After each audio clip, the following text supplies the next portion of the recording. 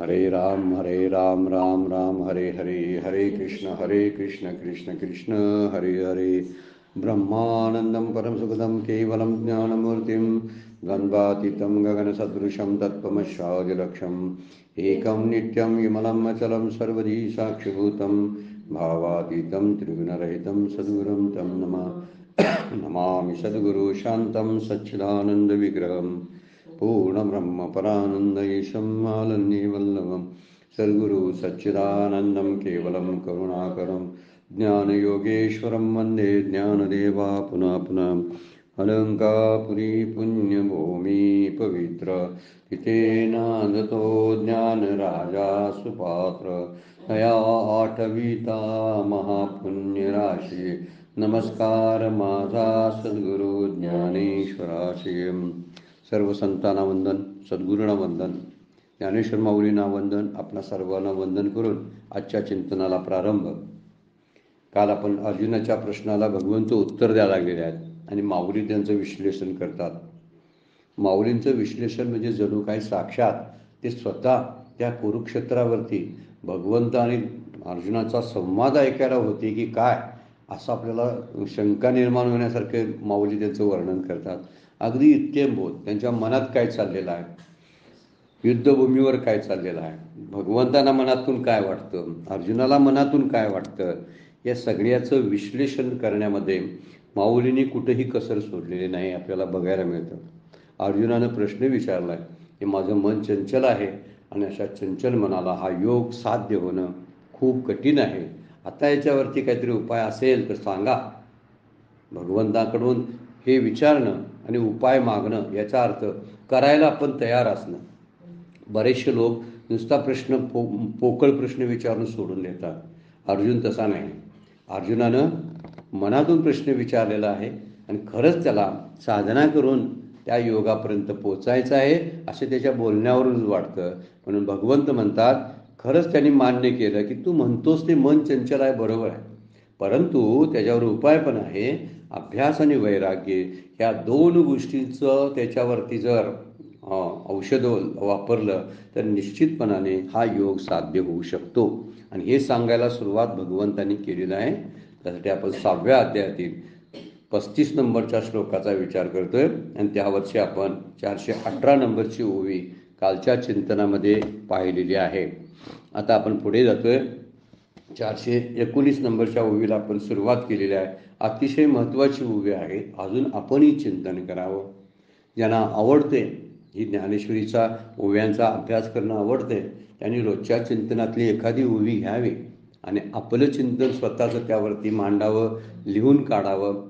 आपण त्यामध्ये आपल्याला आनंद होतो, दिवसभर एखाद्या ओवीचं चिंतन होतं आणि आपल्याला काय वाटतं त्या ओवीवर असंही आपल्याला कळायला लागतं। आपण जर ग्रुपमध्ये तसं चर्चा करत असाल तर ग्रुपवर चर्चा करायची, आपल्याला त्या ओवीबद्दल काय वाटतं, अशा चिंतनामुळं खरंच त्या ज्ञानेश्वरीचा उलगडा आपल्याला होत राहील।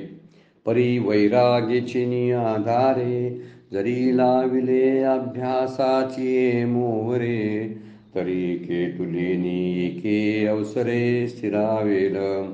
अतिशय उत्तम असा उपाय सांगतात, आपण सर्वांना हा उपाय सांगायला हवेत। अर्जुनाचा नाही, पण अर्जुनाचे प्रतिनिधित्व करणारे तुम्ही आम्ही पामर विषयी जीव आहोत। ज्या मोहामध्ये आजही आपण प्रपंचाच्या अडकलेलो आहोत तो मोह सोडायसाठीच भगवद्गीता ज्ञानेश्वरी आपल्याला उपदेश करते आणि माऊलींनी सांगितलेलं आहे, भगवंत सांगतात वैराग्याचा आधार घे आणि अभ्यासाचा मोहर लावायची त्याच्यावरती। अभ्यासाची मोहर शब्दाचा अर्थ आहे अभ्यास सतत आणि निरंतर करत जायचं। एखादा घसरलं म्हणून लगेच बंद करायचं नाही। एखादा मुंगी किंवा किडा झाडावर चढत असताना 1000 वेळा तिथून खाली पडत असतील पण पडले तरी चढायचं बंद करत नाहीत। हा मुद्दा आपण पशुपक्ष्यांच्यापासून प्राण्यांच्यापासून घेण्यासारखा आहे की किती प्रयत्नांची आवश्यकता असते, किती वर चढायचं असलं आणि घसरलं तरी पुन्हा प्रयत्नानं परत जायचं आहे आणि सगळ्यांसाठी रोजची संधी, रोजचा क्षण खुला आहे। मागच्या प्रश्नांचा विचार करत बसायचं नाही, मी पडलो होतो असं न म्हणता मला चढायचं आहे, हा मुद्दा कायम लक्षात ठेवला पाहिजे। मी अयशस्वी झालो होतो हे विसरून जायचं आणि मला यशस्वी व्हायचं आहे साधनेमध्ये हे लक्षात ठेवायचं। त्यामुळे अपयश कधी लक्षात ठेवायचं नाही। अपयश लक्षात ठेवायचं, फक्त त्यातला अनुभव घेऊन. आणि दुसरी गोष्ट, यशाकडे जायला तो अपयशातला अनुभव उपयोगी पडतो. पण अपयशानं न खचता अर्जुनाला भगवंत म्हणतात, तू अभ्यास कर, पुन्हा पुन्हा ते प्रयत्न कर, पुन्हा पुन्हा प्रयत्नानं ते साध्य होतं. असाध्य ते साध्य करिता सायाचं कारण अभ्यास होतो काम. प्रयत्न तो यत्न तो देव जाणावा. फार संतांची मोठी वचनं आहेत आणि या वचनांचा वापर आपण आपल्या रोजच्या जीवनामध्ये केला पाहिजे. रडायचं नाही, नाराज व्हायचं नाही, पुन्हा रुसायचं नाही, प्रयत्न करत राहायचं, याला अभ्यास म्हणतात. ही गोष्ट फार महत्त्वाची आहे. आपण कुठल्या तरी गोष्टीमध्ये गुंतून पडतो, कोणीतरी मला फसवलं, लबाडी मजेशी केली, ते आठवत राहतं, त्याच्याबद्दल सुडाची भावना राहते आणि माझं पुढं चालणं थांबूनच जातं. मला चालायचं आहे, पुढं जायचं आहे, साधनेद्वारे माऊलींचा हात पकडून मला पुढं जायचं आहे. आणि जायसाठी माऊलींच्या उभ्या फार सुंदर आहेत. वेळोवेळी आपल्याला आपल्या दुःखातून आणि आपल्या विचारातून, दृष्ट विचारातून बाहेर काढायला मदत करणाऱ्या त्या उभ्या आहेत. म्हणून आपण रोजच्या जीवनात वापरायला पाहिजे. किती महत्त्वाची उभी आहे बघ, नुसत्या परमार्थ करण्यासाठी नाही बरं काय. आणि म्हणून त्याच्यावर शिक्का मारलेला आहे की ज्ञानेश्वरी वाचायची ती वारकऱ्यांनी, परमार्थ करणाऱ्यांनी, जे अनुग्रहित आहेत त्यांनी, अशी नाही. ज्याला सुंदर आणि आनंदी जगायचं आहे त्यानं ज्ञानेश्वरी वाचलीच पाहिजे. महाराष्ट्रात राहून जन्माला येऊन जर ज्ञानेश्वरी वाचली नसेल ना, तर जन्म फुकट गेला म्हणून समजायचा. त्याचा कोणीही महाराष्ट्रीयन असू देतो, त्याचा जन्म वाया गेला म्हणून समजायचा. एकदा ज्ञानेश्वरी बघावी आणि पुन्हा ती वाचावीच वाटेल, असा ज्ञानेश्वरी ग्रंथाचे अगाध महात्म्य आपल्यासमोर आहे. माऊली बोलतात काय, वैराग्याचा आधार घे आणि अभ्यासाची मोहर आणि कधीतरी ती स्थिरावेल. त्यांनी टायमिंग दिलेली नाही. आपण टायमिंगला कधी होणार सांगा, कधी होणार या शब्दाला अर्थच राहत नाही. आपण कधी म्हणतोय काय, मी कधी बरा होणार आहे सांगा, कधी बरा होणार आहे? आम्ही नाहीच बरा होणार आहे ना आम्ही. पण परमार्थाच्या बाबतीमध्ये विचार जर केला तर कधीतरी तिथंपर्यंत जातो. आता आपण पुढं बघणार आहे, यातलं काहीही वाया जात नाही आणि प्रपंचातलं काही शिल्लक येत नाही, शिल्लक राहत नाही. ह्यातलं काही वाया जात नाही, केलेल्या सगळ्या गोष्टी शिल्लक राहतात. आणि प्रपंचातला 1000 प्रकारचं सगळं करून बघा, त्यातलं एकही गोष्ट शिल्लक राहणार नाही. कारण सगळं क्षणभंगूर आहे, अशाश्वत आहे. आणि परमार्थ शाश्वत आहे. शाश्वत तत्वाचा विचार करणारा क्षणभंगुरामध्ये कशाला जाईल सांगा बघू. म्हणून वैराग्याचा आधार घ्यावा.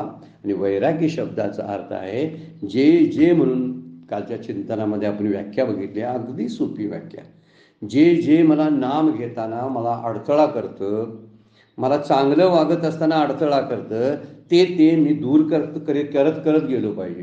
आणि तेही कसं, हळूहळू हळूहळू करत जावं. त्यासाठी वेगळे गडबड काही करत बसू नये.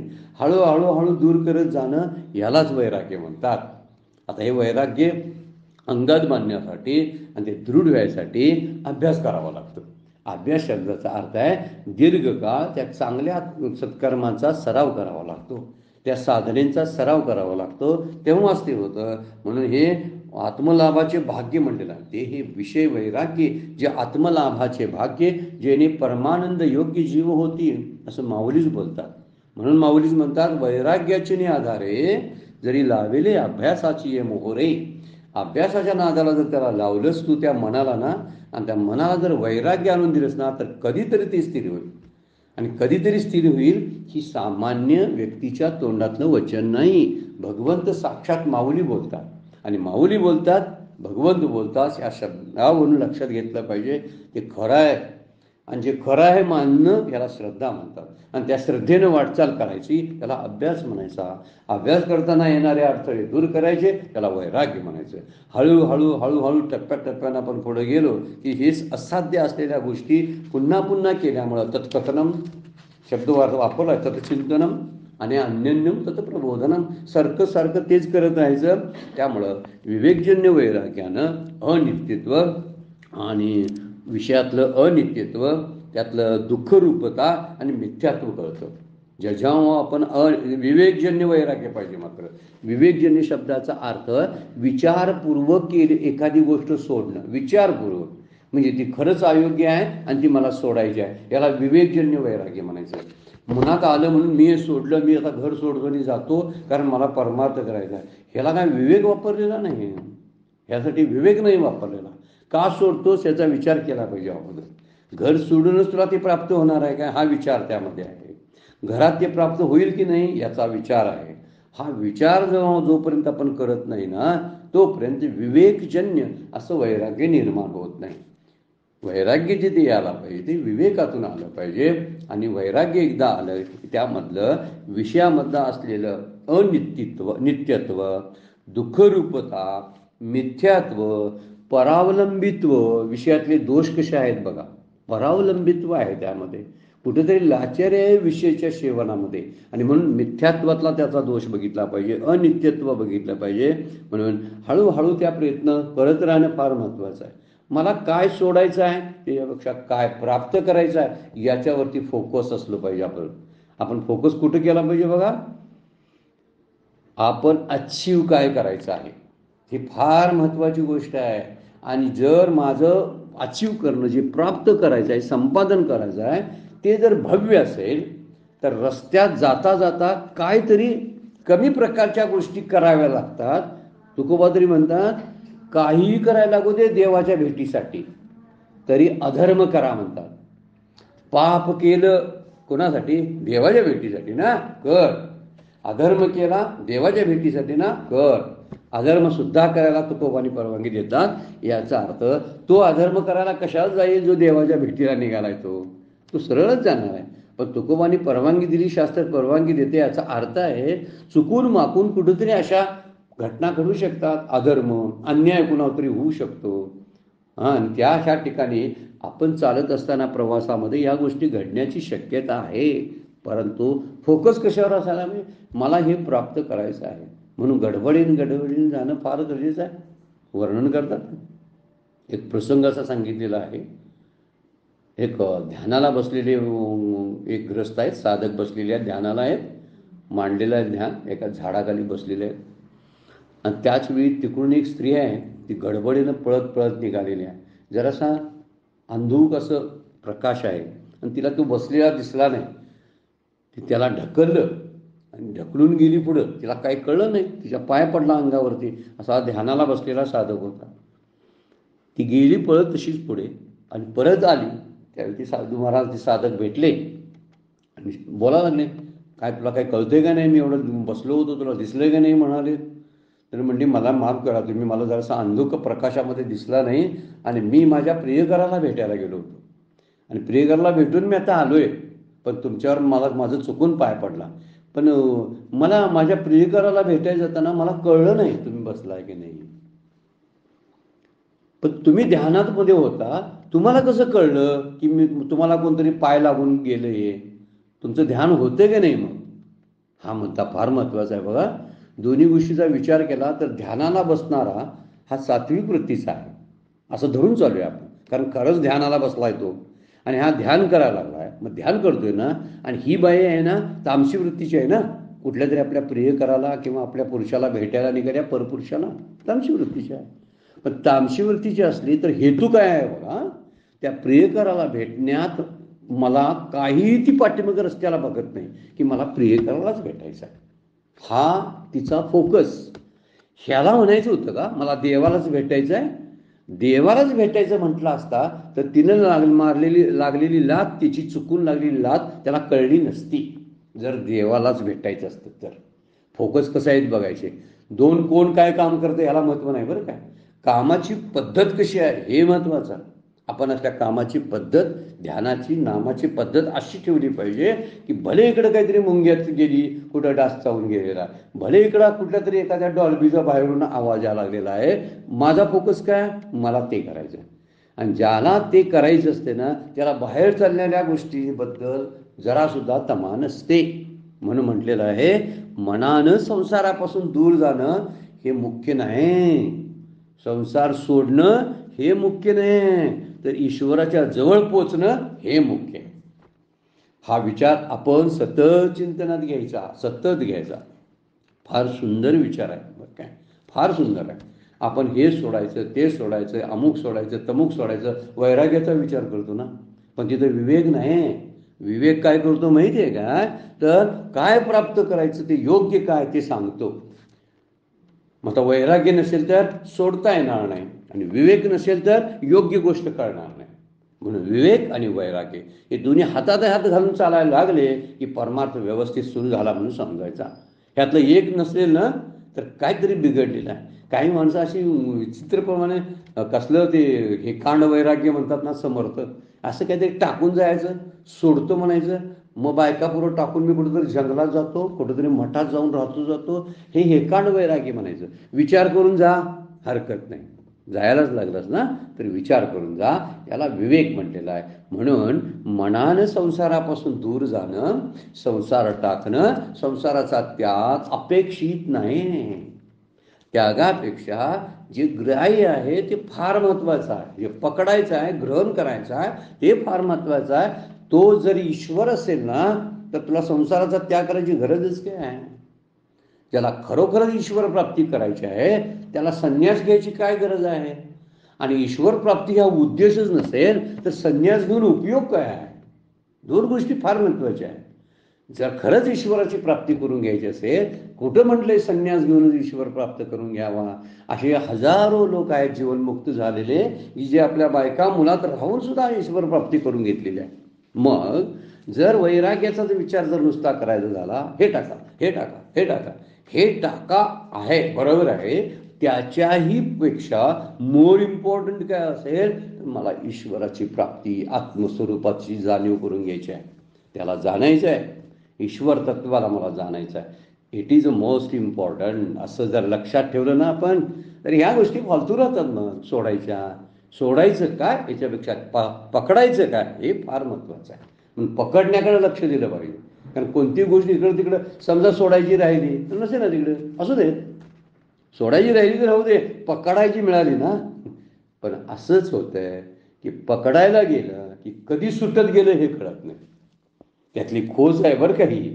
पकडायला ज्या उच्च तत्वाला, भव्य विभूतीला पकडायला जायला फालतू तो पकडून धरायला गेला तरी फालतू गोष्ट तो धरून बसेल का? नाही बसता. संसार सोडायचा नाही तर संसारात सोडण्यापेक्षा भगवंताला धरायचं आहे. भगवंताला धरताना संसार सुटतो, सोडावा लागत नाही. सोडणं आणि सुटणं यामधला जो फरक आहे तो हाच फरक आहे. त्यामुळे सोडण्यापेक्षा सुटण्याला महत्त्व द्यायचं काय.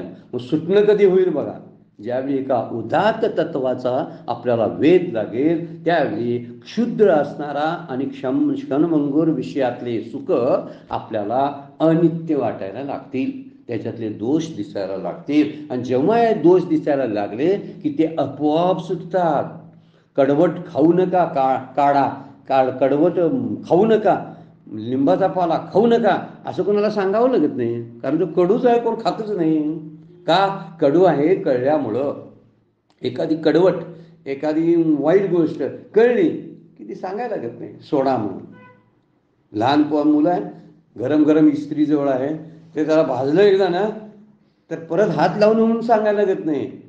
तर त्यानं ते सुटतेच. त्याचं काय त्यानं सोडलेलं आहे, ते सोडलेलं नाही. त्याच्याबद्दलचं ते त्याच्याबद्दल त्याच्या मनामध्ये वैराग्यच निर्माण होतं आपोआप. कारण त्याला कळलेलं आहे हे धोकादायक आहे.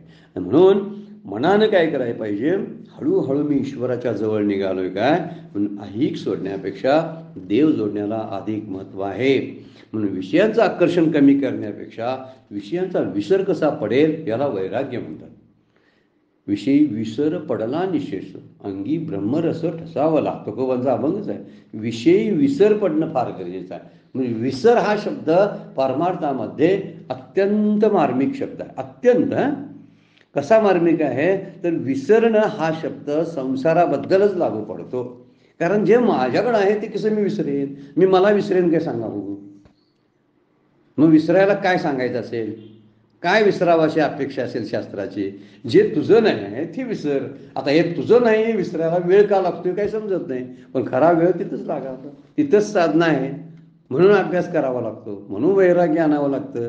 भगवंत त्यासाठी सांगतात, लाविले अभ्यासाची या मोहरे. आणि परत काय की वैराग्याची ने आधारे. काठी घ्यायची वैराग्याची आणि परत घ्यायचं काय, आधार घेतल्यानंतर पुढे जाताना अभ्यासाला ते लावायचं. असं अभ्यासाला लावल्यामुळं विषयांचं आकर्षण कमी होत जातं आणि विषयांचा विसर पडत जातो. मागच्या 5व्या अध्यायात आपण बघितली ना, मी माझी ऐशी आठवण विसरले अंतःकरण. विसरले अंतःकरण. अंतःकरणाने विसरलं ह्याला वैराग्य म्हणतात. सोडणं याला त्याग म्हणतात. सोडणं पहिल्या टप्प्यामध्ये अपेक्षित आहे, पण विसरणं हा शेवटचा टप्पा आहे. ज्यावेळी त्यागिलेचे ध्यान राहिले अंतरी आणि आहे तरी परी विटंबना, तुकाराम महाराज म्हणतात. जे मी त्यागलंय त्याचं ध्यान अंतरात राहिलं तर ती विटंबनाच आहे. मग काय करायला पाहिजे? जे जे सोडलंय ते विसरलं तरच. अगोदर ते नश्वर आहे लक्षात ठेवावं, ते टाकावं आणि टाकलेलं विसरावं, म्हणजे वैराग्याच्या उच्च पातळीपर्यंत आपण जातो. आणि हे विसरणं जे आहे ना, ते भगवंताच्या आठवणीमुळेच संसार विसरता येतो, अन्यथा दुसरा उपाय नाही. लक्षात ठेवण्यासारखं. नाहीतर मी माझ्या बायकोला पोरासनी विसरतो आणि दुसऱ्या मित्रमंडळीमध्ये समाविष्ट होतो, म्हणजे त्यांना पकडलं. विसरला काय मग? विसरणं कधी घडेल माहिती आहे काय? ज्यावेळी तो देवाला आठवायला लागेल त्याच वेळी संसार विसरेल, अन्यथा विसरणार नाही. म्हणून स्मरण शब्द वापरलाय नामाला. नामाला स्मरण. नामाचं स्मरण झालं की संसाराचं विस्मरण सुरू होतं, विषयांचं विस्मरण सुरू होतं. आणि जोपर्यंत विषय आठवतात, तीव्रतेनं आठवतात ना, आणि ते गोड वाटतात, तोपर्यंत विषय एक वेळा आठवले तरी चालतील, पण ते गोड वाटतात, हा धोका आहे. हा धोका लक्षात ठेवणं फार गरजेचं आहे. आम्ही सर्व साधकांनी हा लक्षात ठेवणं गरजेचं आहे. विषय आठवू द्या, पण ते गोड वाटले की ते मला कुठेतरी रसातळाला घेऊन जातील, त्याची इच्छा मनामध्ये निर्माण करतील. म्हणून भगवंताच्या स्मरणामध्ये विषयांचा विसर पडणे म्हणजे देवांच्या अनुरागातून. अनुराग शब्द एक वापरलाय शास्त्रानं. अनुराग म्हणजे भक्ती, प्रेम. एक म्हणजे राग. राग म्हणजे आसक्ती, आणि आसक्ती नसणे म्हणजे विराग. विराग म्हणजेच वैराग्य. शब्द कसे तयार होतात बघा. राग म्हणजे आसक्ती, आसक्ती नसणे म्हणजे विराग, आणि आसक्ती जाणे म्हणजे येणे ती स्थिती म्हणजे वैराग्य. आणि राग, आसक्ती, आसक्ती आहे, आसक्ती प्रेम आहे. अनुराग, अनुराग म्हणजे कसा? प्रेम, तर भगवंताविषयीचं प्रेम. अगोदरचं कसलं प्रेम होतं? संसाराचं प्रेम. संसाराच्या प्रेमाला आसक्ती म्हणायचं, आणि भगवंताच्या प्रेमासाठी जे गोष्टी सोडलेल्या असतात त्याला अनुराग म्हणतात.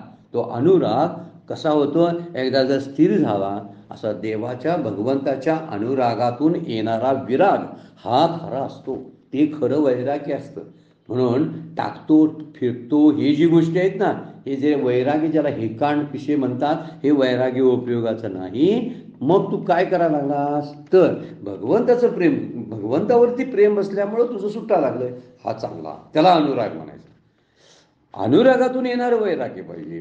अनुरागातून येणारा वैराग हा खरा असतो. त्यामुळे रामकृष्ण परमहंस सुद्धा म्हणतात बघा, संसाराचा विराग आणि ईश्वराचा अनुराग या दोन्हींनी मिळून वैराग्य पूर्ण होतं.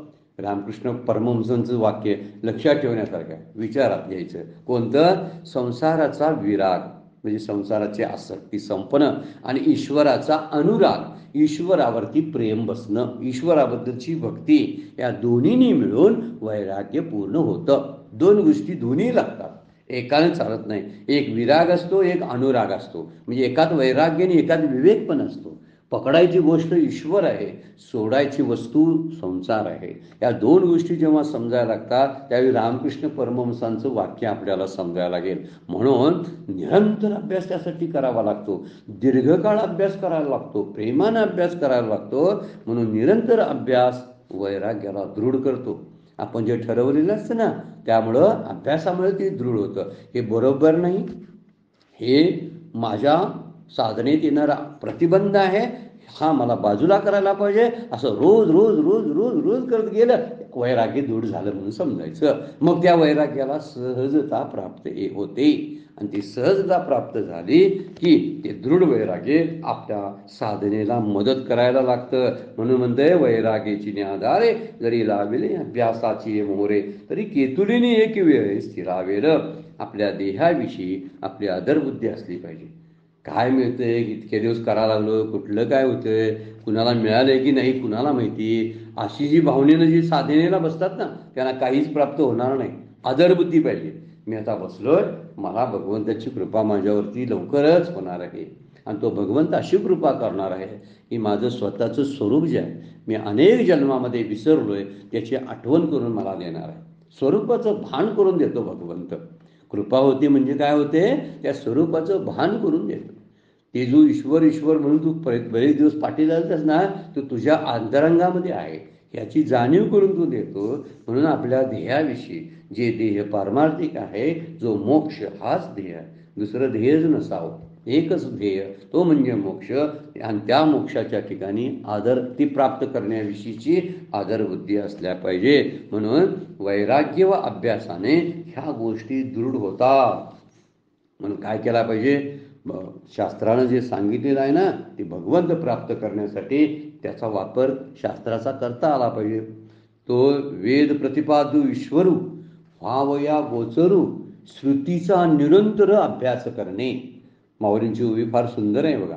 वेद प्रतिपाद्य ईश्वरू, ईश्वराला वर्णन, ईश्वराचं वर्णन करणारं कोण आहेत, तर शब्द आहे.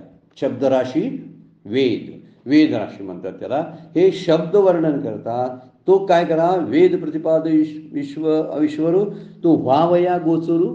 भगवंताला जर प्राप्त करायचं असेल तर काय करावं, श्रुतीचा निरंतर अभ्यास करणे, सतत वेदांताचं चिंतन करावं. संस्कृतमध्ये सुभाषित आहे, झोप येईपर्यंत आणि मरण येईपर्यंत वेदांत चिंतन करावे. कधीपर्यंत, झोप येईपर्यंत. हा 24 तासाचा विचार केलेला आहे. मरण येईपर्यंत आयुष्याचा विचार केलेला आहे. म्हणजे निरंतर श्रुतीचा अभ्यास करणे. इथं वेद प्रतिपाद्यो विश्वरू तो भावया गोचरू श्रुतीचा निरंतर अभ्यास करणे. माऊलीचं सांगणं लक्षात ठेवण्यासारखं आहे. श्रुती माऊली आपल्याला बरोबर त्या भगवंताच्या प्राप्तीपर्यंतच घेऊन जाते. आणि म्हणून इथं वर्णन केलेलं आहे की तो जर वैराग्याने अभ्यास दृढ झाला तर आपलं हळूहळू भोगासक्ती कमी होते. आणि भोगासक्ती जेवढी कमी, तेवढं परमात्म्यामध्ये मन दृढ आणि स्थिर होतं. कारण त्याला जागाच नाही दुसरी. त्याला जर जागाच दिली नाही बसायला, तर ते जाईल नाही, बसेल कुठे, बसायला जागा नाही. मग मन म्हणजे मला आता देवाशिवाय नावच नाही. कारण हा दुसरं काही नावच काढणं झाला आहे, दुसरं काय आणीनच झालं आहे माझ्याकडे. म्हणजे मला पुरवणं झालं आहे खाद्य. आणि ते खाद्य मनाला कसलं पुरवलं जातं, इकडलं तिकडलं सगळं बाहेरच्या सगळ्या गोष्टी बहिर्मुखता असते, ते खाद्य मनाला मिळतं. म्हणून मन असं टवटवीत राहत असतं. आणि ते मन हळूहळू कोमेजून जातं. का, माझ्याकडे आता काहीच नाही की ज्याच्यासाठी मला काहीतरी करता येईल. तर ते मग काय करतं, जाताना ईश्वराला काय करतं, एकरूप होतं त्याच्याशी. मन परमात्म्यामध्ये विलीन होतं. म्हणून असं चिंतन केलं पाहिजे की संसार हा परिवर्तनशील आहे, आपल्या बरोबर येत नाही. आणि आपला मृत्यू अटळ आहे. शरीर क्षणभंगूर आहे, शरीर विनाश आहे, मृत्यू अटळ आहे आणि संसार बरोबर येत नाही. 3 चिंतनं सतत करत राहायचे. मी माझं ज्याला म्हटलं ते माझ्या बरोबर येत नाही. ज्या शरीराला मी माझं म्हटलं ते शरीर एक दिवशी जाणार आहे आणि त्याला कारण मृत्यू आहे. माझ्या आसपासचे लोक सगळे मरायला लागलेत, त्यामुळे मीही मरणार आहे. मी मरणार आहे या चिंतनामुळं एक प्रकारचं दृढ वैराग्य यावं लागतं. मी जर जाणार असेल तर जाण्यापूर्वी मला काहीतरी अशी कामं करून घ्यावी लागतील की जी माझ्या समवेत येतील. कारण ह्या समस्त सगळ्या पसारासमोर दृष्टीला गोचर असणारा सगळा पसारा, यातला एकही कण मी घेऊन जाणार नाही. मग जाणार नाही ना, तर एकदा कुठंतरी निश्चय झाला पाहिजे, हे माझ्याबरोबर येत नाही याचा निश्चय, आणि हे माझ्याबरोबर येतं याचा निश्चय. जे बरोबर आहे ते मी प्राप्त करणारच असा निश्चय करणं. जे माझ्या बरोबर येणारच नाही ते माझ्या फक्त जिवंत असेपर्यंत मी उदरनिर्वाहापुरता त्याचा विचार करेन, अन्यथा काही करणार नाही. व्यवहार सांभाळण्यासाठी मी प्रपंच करेन, प्रपंच वाढवण्यासाठी प्रपंच करणार नाही. मग मला जाताना ज्या गोष्टी माझ्या बरोबर येतील त्या मला प्राप्त करणं क्रमप्राप्त आहे. मग कोणती, तर भगवंताचं चिंतन माझ्या बरोबर येणार आहे. आणि त्या चिंतनाला सहाय्य करणारी गोष्ट कोणती, वैराग्य दृढ करण्यासाठी 3 मुद्दे आपण लक्षात घेतलं की संसार परिवर्तनशील आहे आणि सगळं ज्याला मी माझं म्हणतो ते माझ्या बरोबर येणार नाही. शरीर नाशवंत आहे आणि त्याला 6 विकार आहेत. अस्ति जायते वर्धते विप्रिन्मते क्षीयते म्रियते. 6 विकारानं युक्त असलेलं शरीर माझं आता खंगायला लागलेलं आहे. हळूहळू त्याचा नाश व्हायला लागलेला आहे. त्यातली पंचमहाभूतातलं एक एक एक भूत निघून जायला लागले मला सोडून. आता हे कळलं पाहिजे, त्यावेळी शरीर क्षणभंगूर आहे कळेल. आणि नंबर 3, आता ह्या शरीराचा शेवट मृत्यूमध्येच होतो. अन्य शरीराचा प्रवास मृत्यूच्या ठिकाणी सांगतो. जन्माला आलं म्हणून समजायचं ते एक्सपायर होणार आहे. ज्याला प्रोडक्शन मॅन्युफॅक्चरिंग आहे त्याला एक्सपायरी ठरलेली असते. असं जर समजायला लागलो ना आपण, तर समस्त संसाराबद्दल आपल्याला अनित्यत्व प्राप्त होईल.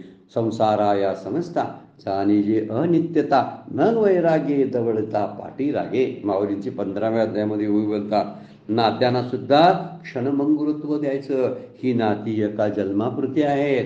मला पुढच्या जन्मात ही माणसं नाही आहेत.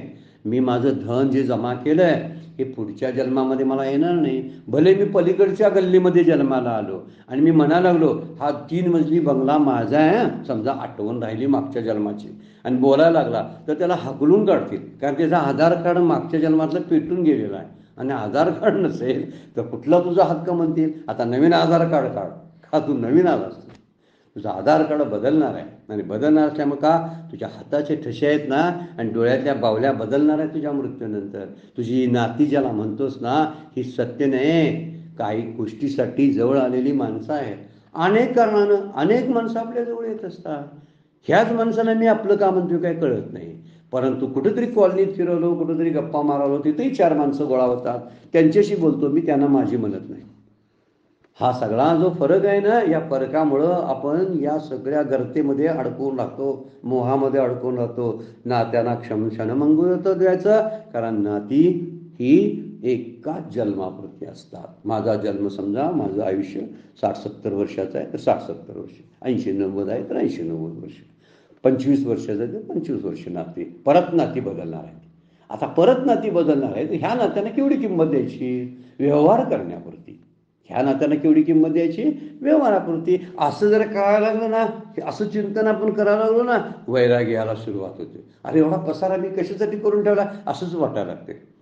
हे मला आता जड ओझं व्हायला लागलंय. आणि जड झाले ओझे असे एक टप्पा येतोयच. काय करू आता, एवढा मोठा बंगला बांधून 4 खोल्यांचा ठेवला.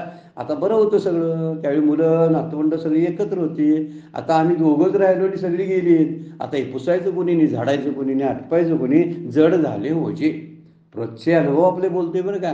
म्हणून ह्यातूनच करायचं नाही असं नाही, पण जे केलंय त्यात मन लावायचं नाही. मन ठेवायचं ईश्वराकडे, म्हणजे समस्त प्रपंचाबद्दल वैराग्य आपल्या मनामध्ये येईल. म्हणून विषय हे दुःखरूप आहेत, मिथ्या आहेत, हे पाहून सुद्धा वैराग्य येतं. क्षणभंगूर असतं ते, थोड्या पुरतं सुख देत असतं. कायमचं सुख आपल्याला विषयातून कधीच मिळालं नाही, मिळणारही नाही. मिळणारही नाही हे कळलं पाहिजे. फार महत्त्वाची गोष्ट ती आहे. मिळालं नाही हा अनुभव घ्यावा आणि मिळणार नाही असं चिंतन करावं. हा अनुभव आहे ना दुसरील आपल्याला. भूतकाळात ज्या विषयानं मला कधी सुख दिलंच नाही ते भविष्यकाळात मला सुख देतील का, असा विचार सतत केला पाहिजे. हा रडका विचार नाही बरं काय, अजिबात नाही. स्वतःच्या आनंदाला धक्का लागू नये म्हणून हा विचार करायचा आहे. हा विचार आपण जेव्हा करतो त्यावेळी चिंतनाला फार एक वेगळं रूप प्राप्त होतं. म्हणून अभ्यासाचा कंटाळा करायचा नाही. मन लागत नाही, कुठं वेळ मिळत नाही, नाम सोडू नये. उगीच सबबी सांगत बसू नये की मला वेळच मिळत नाही, माझी नोकरी अशाच प्रकारची आहे, मी असला व्यापार करतो, किंवा माझी अशीच तब्येत आहे. चिंतनासाठी तब्येतीची सुद्धा अडथळा नसतो चिंतन करायला. उलट उलट्या गोष्टी घडायला की चिंतन खूप होत असतं. संसार कसा क्षणभंगूर आहे आणि गद्दार आहे हे आपल्याला आपल्यावर येणाऱ्या अडचणीमुळेच समजत असतो, नाही तर समजणार नाही. आपण संसार म्हणजे वस्तू मानतो, माणसं सुद्धा संसार आहे. फसवणारी माणसं ही संसारातलाच एक घटक आहे.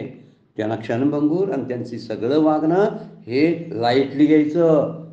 कुठलीही गोष्ट गंभीरतेने घ्याल तर निश्चितपणे या गुंत्यात गुंतत राहाल.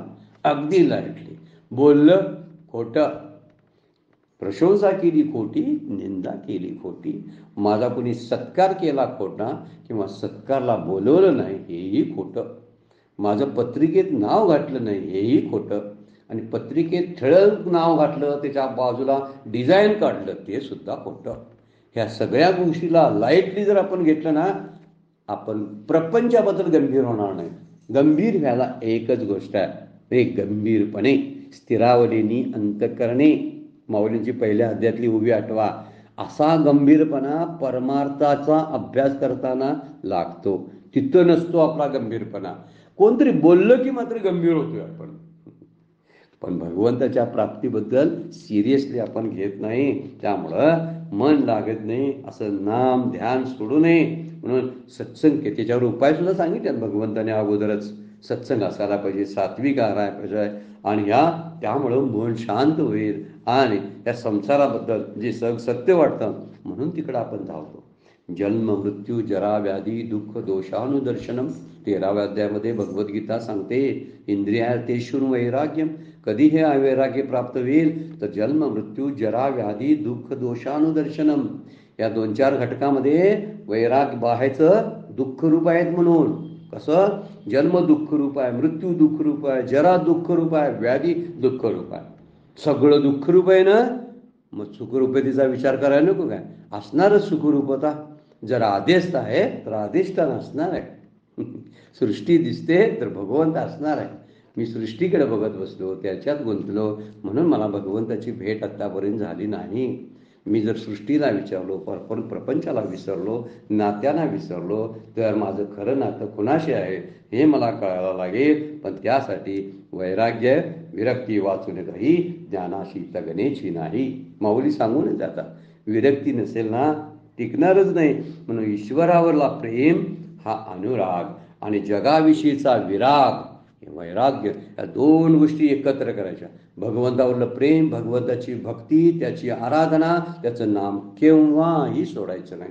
केव्हा सोडायचं म्हणून सांगितलंय, मृत्यूपर्यंत चिंतन करायचं, झोप येईपर्यंत चिंतन करायचं. आम्ही काम कधी करू? अरे काम करत करत चिंतन करा ना. कामाचं चिंतन करू नका, काम करत करत देवाचं चिंतन करा. हातापायानं काम, डोळ्याने काम करा, आणि मनानं भगवंताचं चिंतन करा. त्यावेळी ते मन शुद्ध होईल, स्थिर होईल, आणि कुठंतरी स्थिर व्हायला सुरुवात होईल. ते स्थिर व्हायसाठी हे चाललेलं आहे. म्हणून त्याला वैराग्याचं आणि अभ्यासाचं स्थान द्यायचं आहे. त्याला का पुरवायचं आहे ही माहिती 2 गोष्टींची, तर ते स्थिरच होतं ना. त्याला कुठंतरी बंधन घालण्यासाठी त्याला अभ्यासाला लावायला लागते, आणि ती गोष्ट खरी नाही म्हणून तिथून त्याला ओढून आणायचं असेल तर वैराग्य दाखवायला लागते त्याला. ह्या 2 गोष्टी नसेल ना तर विरक्ती वाचून काही ज्ञानाशी तगणेच नाही.